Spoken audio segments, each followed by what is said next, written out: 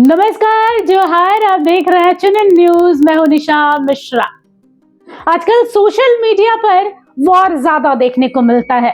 रामायण जिसने देखा होगा ना, उसमें गाना बजता था जब भगवान श्री राम की वानर सेना और इधर से रावण की सेना आपस में तीर और कमान का इस्तेमाल करती थी, गदा से मारा जाता था, तो एक गाना बजता था, महासंग्राम महासंग्राम। वैसे ही आजकल ज्योत्सना केरकेट्टा सोशल मीडिया पर महासंग्राम कर रही हैं। अगर इस बार उनका जो टारगेट है वो कोई और है। इस बार है प्रदीप टोप्पो, या टोप्पो कह सकते हैं। सोशल मीडिया पर उनका नाम है PRADIPTOPPO।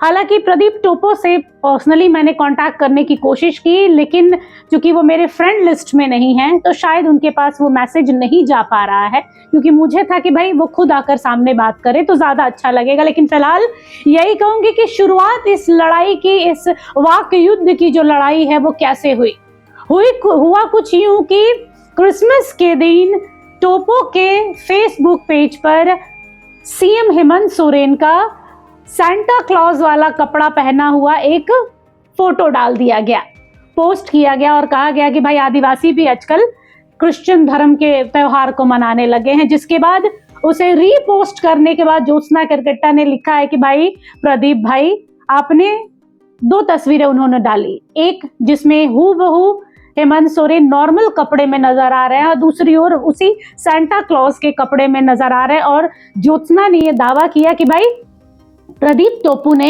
ये AI का यूज किया है और हेमंत सोरेन को सांता क्लॉज के कपड़े में डालकर पोस्ट किया है, ताकि इस तरीके के वाद विवाद बढ़े।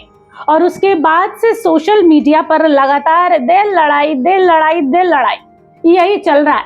एक पोस्ट ज्योत्सना की ओर से, एक पोस्ट प्रदीप जी की ओर से, यही देखने को मिला। हाल फिलहाल में प्रदीप जी ने आज कुछ डाला है अपने बेटे का, शायद उन्होंने वीडियो डाला है जिसमें उन्होंने बाकायदे लिखा है कि ज्योत्सना केरकेट्टा मैडम जी, हिंदू मेरा पूरा परिवार है, मेरे देश के सभी आदिवासी हिंदू हैं और इस विषय पर मैं आपको चैलेंज करता हूं कि जाकर कोर्ट में आप FIR दर्ज कीजिए। और साथ में एक बच्चा है जो हनुमान चालीसा पढ़ रहा है और लास्ट में भगवान श्री हनुमान की जयकारे भी लगा रहा है, जो कि अच्छा है। भगवान सबके हैं। आजकल वैसे भी आदिवासी कहाँ रहे हैं।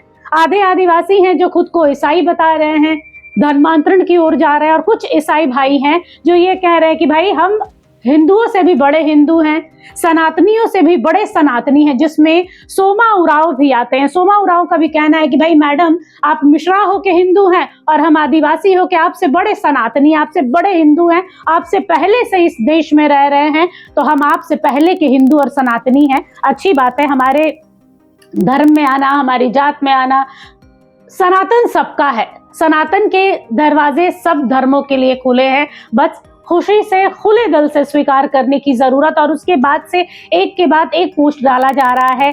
कभी प्रदीप टोप्पो डाल रहा है कि भाई ईसाई, जहां ज्योत्सना केरकेट्टा आदिवासी और आदिवासियत को बचाने के लिए जगह जगह पर रैलियां कर रही हैं, आदिवासियत को बचाने के लिए क्रांतिकारी जुलूस निकाला जा रहा है, उलगुलान किया जा रहा है, तो दूसरी ओर क्रिश्चियंस की पार्टी में जाकर उसका हिस्सा बनना, 25 दिसंबर मनाना, न्यू ईयर मनाना, कहाँ से समझ में आता है। एक और आप ज्योत्सना केरकेट्टा हमेशा हमारे सामने भी उन्होंने कई बार कहा है कि भाई मैंने 12 ज्योतिर्लिंग के दर्शन किए हैं, बाकायदे वो गिनवाती भी हैं।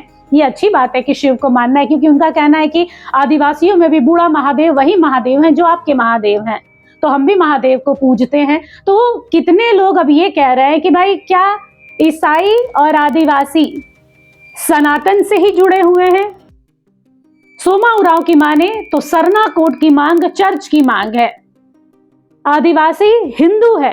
और यकीन मानिए ये जो पूरा पजल पूरा उलझा हुआ है ना, इसमें मैं ही कुछ कभी कभी भूल जा रही हूँ कि आदिवासी हैं कौन, ईसाई कौन है, सरना कौन है, कुछ समझ में नहीं आ रहा है। जरूरत है पहले खुद पहचानने की कि आदिवासी, हम जानते हैं कि आदिवासी प्रकृति की पूजा करते हैं।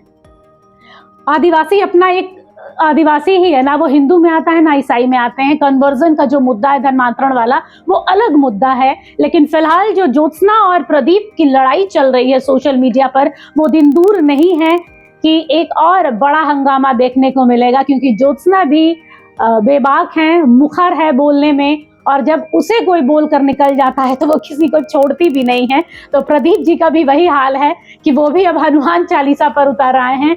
हनुमान जी ने तो भगवान श्री राम को पार लगा दिया।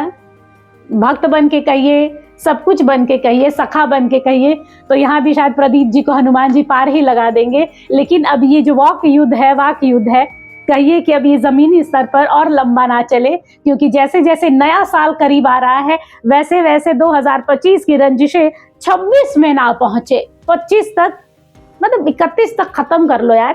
जो था वो है, पुराना साल हो गया, पुरानी बात हो गई, नए साल में क्यों लड़ाई करना। और आजकल सोशल मीडिया का दौर है, सोशल मीडिया पे ही ज्यादातर लड़ाइयाँ और छीछा लेदर एक दूसरे का करने का सबसे अच्छा प्लेटफॉर्म क्या है, मेटा ने दे रखा है। लो भैया लड़ो इस पर, तुम मेरा एक पोस्ट शेयर करो, तुम मेरा AI से फोटो बनाओ, और यही चल भी रहा है, क्योंकि लोगों को यही चाहिए कि कौन किसके साथ में, क्योंकि एक दूसरे के समर्थकों को रहता है कि अगर मैं ज्योत्सना के बारे में बोलूंगा तो मैं फेमस हो जाऊंगा, मैं प्रदीप के बारे में बोलूंगी तो मैं फेमस हो जाऊंगी। यही फिलहाल चल रहा है। और वैसे भी फिलहाल ज्योत्सना केरकेट्टा गुरु द्रोणाचार्य को बोलकर पहले से ही विवादों में है। धीरे धीरे इसे वो मुद्दा थम रहा है। न्यायालय क्या फैसला लेगी आने वाला समय बताएगा, लेकिन इस युद्ध का विराम करना जरूरी हो गया है। फिलहाल के लिए इस खबर पर बस इतना ही। देखते रहिए HNN न्यूज। नमस्कार, जोहार। अगर आपको हमारा ये वीडियो अच्छा लगा तो इसे लाइक करें, शेयर करें और हाँ, सब्सक्राइब करना ना भूलें।